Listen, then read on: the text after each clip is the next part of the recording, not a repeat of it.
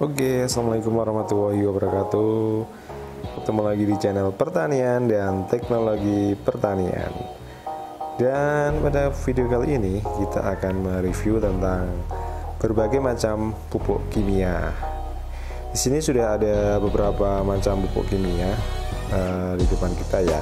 Di sini ada urea, ada KCl, ZK, ZA, SP36 dan juga NPK. Jadi mungkin sebagian besar dari teman-teman masih bingung ya kegunaannya pupuk kimia itu apa sih kayak gitu ya. Jadi macam-macam tapi memang kegunaannya beda-beda. Jadi kalau misalnya pupuk urea ya kayak gini ya, ini warnanya putih, ini KCl warnanya seperti ini, ZK, ZA, SP36, ini NPK kayak gitu.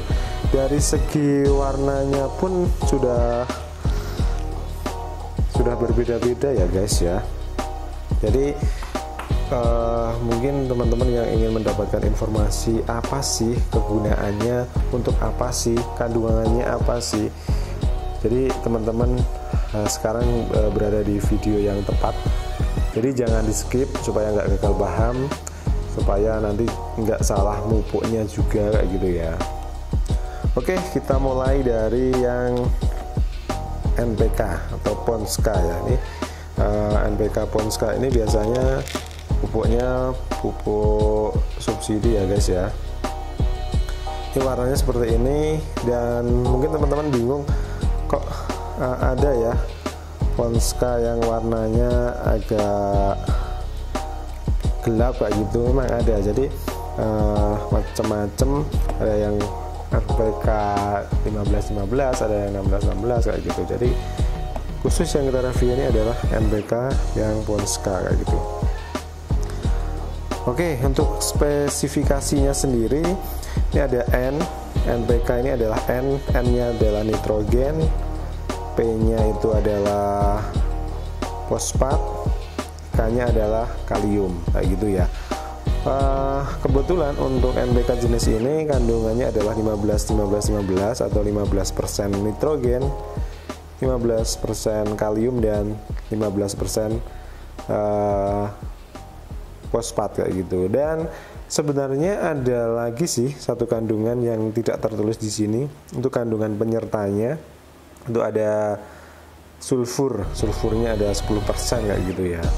Bentuknya seperti yang teman-teman ketahui, ini adalah bentuknya granul, warnanya pink muda dan larut di dalam air. Jadi teman-teman bisa mengaplikasikannya, memupuk tanaman dalam bentuk dilarutkan ke dalam air, itu bisa banget kayak gitu ya. Biasanya sih kalau di pasaran kemasannya itu ada yang 50 kilo, ada yang 20 kilo kayak gitu ya. Dan NPK sendiri ini kegunaannya cukup banyak ya guys ya. Yang pertama, ini dapat meningkatkan hasil panen, membuat tanaman lebih hijau dan segar kayak gitu ya, meningkatkan daya tahan terhadap serangan hama dan penyakit, terus meningkatkan mutu benih dan bibit. Itu kegunaan dari Ponska. Jadi ada beberapa kegunaan yang teman-teman bisa didapat dari pupuk Ponska ini. Seperti yang sudah dikatakan tadi, ya ini kandungannya NPK, N-nya nitrogen, P-nya fosfat, K-nya kalium kayak gitu ya. Terus next kita lanjut ke SP36 ya, yang ini. Ini namanya SP36. Nah, kalau apa namanya, kepanjangannya SP ini super fosfat ya, atau super fosfat 36. Ini adalah fosfatnya ini 36% kayak gitu. Jadi fosfat itu sendiri kandungannya adalah P2O5 kalau rumus kimianya. Ini bentuknya granul juga, bentuknya granul, warnanya agak gelap ya. Ini kalau warnanya ini pink kayak gitu ya. Kalau ini bentuknya granul tapi warnanya abu-abu kayak gitu. Ini di sini tidak hanya fosfat, tapi ada S-nya itu adalah sulfur. Dia mempunyai kandungan sulfurnya 5% kalau di apa namanya pupuk SP36 dari Petrokimia Gresik itu kandungan sulfurnya 5% dan fosfatnya 36%. Namanya juga SP36 kayak gitu ya. Jadi ini 36-nya adalah 36% fosfatnya kayak gitu. Dan kegunaannya, untuk kegunaan pupuk SP36 ini ada banyak juga, ada bermacam-macam juga. Di antaranya adalah memacu pertumbuhan akar sehingga tanaman menjadi lebih kuat dan lebih kokoh kayak gitu ya. Jadi untuk perakaran ini bagus banget. Jadi mungkin untuk menambah kekuatan tanaman di saat musim angin kayak gitu kan, tanaman pada roboh kayak gitu, mungkin dia bisa jadi kekurangan unsur pupuk P ini atau pupuk SP36 ini, karena fungsinya sendiri yaitu untuk memacu pertumbuhan akar, menguatkan akar sehingga tanaman menjadi kuat dan kokoh kayak gitu ya. Oke, yang belum subscribe jangan lupa subscribe dulu, karena ini masih banyak nih pupuknya, nanti akan kita review satu-satu. Videonya agak panjang nggak masalah ya, yang penting nanti teman-teman mendapatkan informasi yang jelas untuk macam-macam pupuk kimia ini. Next, untuk yang apa namanya kegunaan yang kedua yaitu memacu pembentukan bunga serta masaknya buah kayak gitu. Jadi saat tanaman berbunga, mau berbunga kayak gitu, bisa juga ditambahkan pupuk SP36. Sorry. Yang lainnya adalah memperbesar presentasi pembentukan bunga menjadi buah kayak gitu. Jadi kalau teman-teman mungkin tanamannya pada rontok bunganya kayak gitu, itu bisa ditambahkan dengan pupuk SP36 ini, karena dia mempunyai fungsi memperbesar presentasi pembentukan bunga menjadi buah atau biji kayak gitu ya teman-teman ya. Jadi ya kalau bingung pupuknya seperti apa, mau yang pilih yang mana ya, ini aja ini, karena kemarin sudah dapat informasi dari channel pertanian dan teknologi pertanian, ternyata SP36 toh yang bisa untuk memperbesar presentasi pembentukan bunga menjadi buah atau biji ya gitu. Oke, next kita review. Ini kita singkirkan dulu. Sekarang kita lanjut ke urea. Urea ini adalah pupuk yang sering banget digunakan oleh petani ya. Digunakan oleh petani biasanya kalau petani sering banget menggunakan ini daripada yang ZA. Sebenarnya kandungannya urea dan ZA ini hampir sama ya teman-teman. Cuman ini bedanya, kalau yang urea ini dia mempunyai kandungan nitrogennya itu 46%. Tinggi banget ya. Jadi urea ini mempunyai kandungan unsur nitrogen sebanyak 46%. Artinya kalau teman-teman punya 100 kg urea, berarti teman-teman mempunyai di dalam 100 kg urea tersebut mengandung 46 kilo pupuk N atau ureanya kayak gitu ya, unsurnya kayak gitu. Jadi di dalam urea ini dia mempunyai unsur N-nya 46%, airnya ini maksimal 0,5%, terus bentuknya ini kecil, pril kayak gini ya, jadi enggak granul seperti SP36 dan NPK, dia pril bentuknya, warnanya putih. Ini yang enggak subsidi. Biasanya kalau subsidi dikasih tambahan warna kayak gitu ya, warnanya biasanya pink kayak gitu atau biru muda. Jadi kalau yang ini non subsidi teman-teman.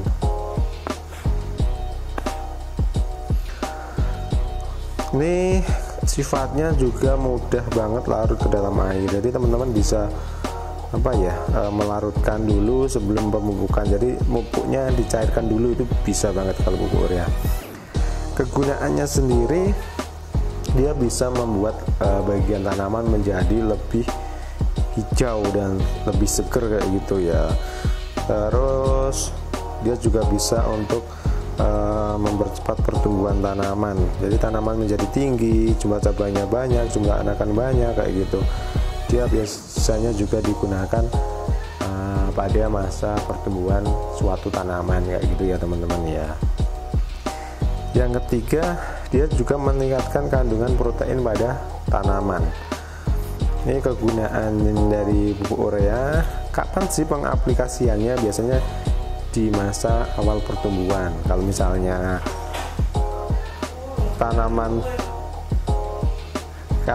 tanaman padi biasanya digunakan di 10 sampai 20 hari setelah tanam kayak gitu. Oke, itu dari pupuk urea. Sekarang kita lanjut ke pupuk ZA. ZA ini dia mempunyai kandungan yang hampir sama dengan pupuk urea. Kandungannya adalah 6 nitrogen. Cuman bedanya kalau yang urea ini adalah 46%, kalau ZA dia mempunyai kandungan 21% nitrogen. Artinya kalau teman-teman punya 100 kilo pupuk ZA, berarti teman-teman mempunyai 21 kilo murni N-nya kayak gitu ya. Dan kalau urea ini dia tidak mengandung sulfur.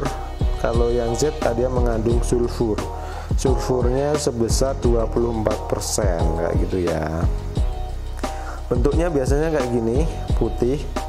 Ini yang enggak subsidi. Kalau yang subsidi biasanya ada bentuk-bentuk yang lain, warna yang lain kayak gitu ya. Terus dia juga mudah larut dalam air, artinya bisa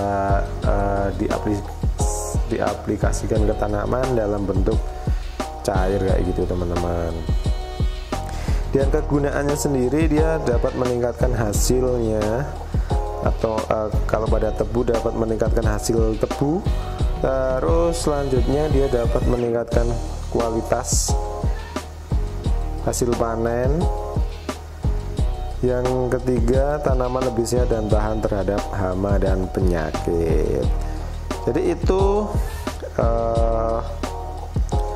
kegunaan dari pupuk ZA ya. Jadi macam-macam pupuk kegunaannya berbeda, kandungannya pun berbeda.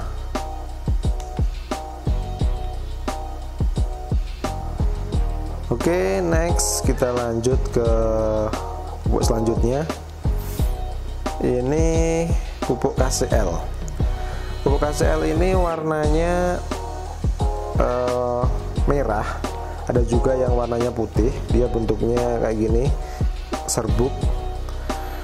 Kandungan dari pupuk KCL ini adalah K2O atau kalium. Jadi kaliumnya ini cukup tinggi. Dia mempunyai kandungan sebesar 60%. Jadi tinggi banget ya. Bentuknya ya kayak gini nih. Ini bentuknya seperti ini, warnanya juga kayak gini ya. Warnanya agak merah-merahan gitu. Sifatnya dia juga mudah larut dalam air teman-teman. Terus kegunaannya sendiri, pupuk KCL ini sangat banyak, sangat bervariasi. Di antaranya dia dapat memperkokoh batang tanaman sehingga tidak mudah rebah. Dia hampir sama dengan ini. Kalau yang ini fosfat tadi ya. Jadi membuat tanaman tidak mudah rebah atau roboh. Yang kedua, memperlancar proses fotosintesis. Yang ketiga, dapat menambah daya tahan terhadap serangan hama dan penyakit. Dan juga yang paling penting, dapat meningkatkan daya tahan tanaman terhadap kekeringan. Yang selanjutnya, dia juga dapat memperlancar proses pembentukan gula pada tanaman. Itu kegunaan pupuk KCl ya teman-teman ya. Yang terakhir nih, next, ZK. Pupuk ZK atau pupuk kalium sulfat. Jadi kalium sulfat, pupuk ini biasanya ditemui tidak di sembarangan tempat ya, karena memang petani jarang mengaplikasikan pupuk ZK ini. Jadi daerah-daerah tertentu saja yang dia kadang mengaplikasikan pupuk ZK ini. Jadi seperti yang sudah aku bilang tadi, dia mempunyai kandungan kalium. Kaliumnya ini 50%. Kalau yang KCl ini kan kaliumnya 60% ya. KCl ini 60%, kalau ZK ini 50%.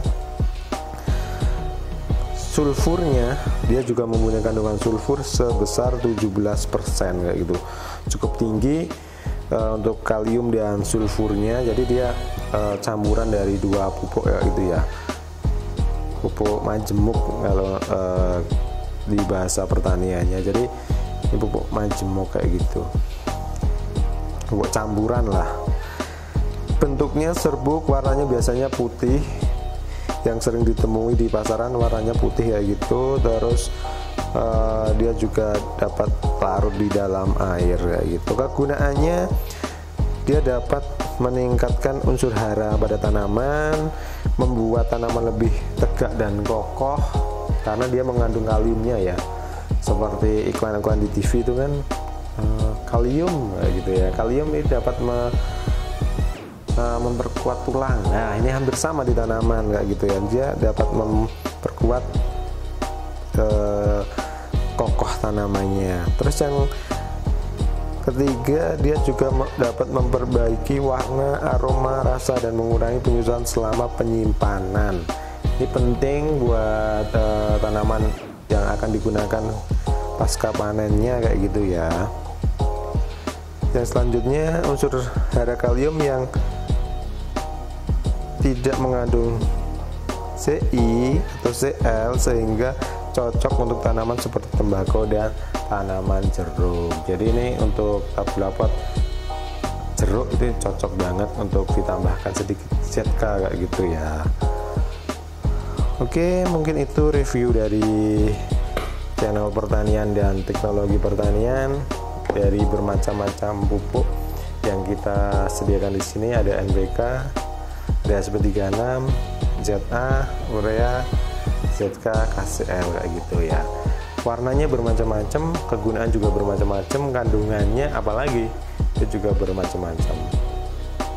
Oke, semoga informasi ini dapat meningkatkan pengetahuan teman-teman untuk mempersubur tanaman tabula pot ataupun tanaman-tanaman lainnya lah kayak gitu ya. Terima kasih sudah menonton, jangan lupa like, jangan lupa subscribe, dan nyalakan loncengnya untuk mendapatkan berita-berita terupdate lainnya di channel pertanian dan teknologi pertanian. Oke, terima kasih. Salam maju untuk pertanian Indonesia. Dadah.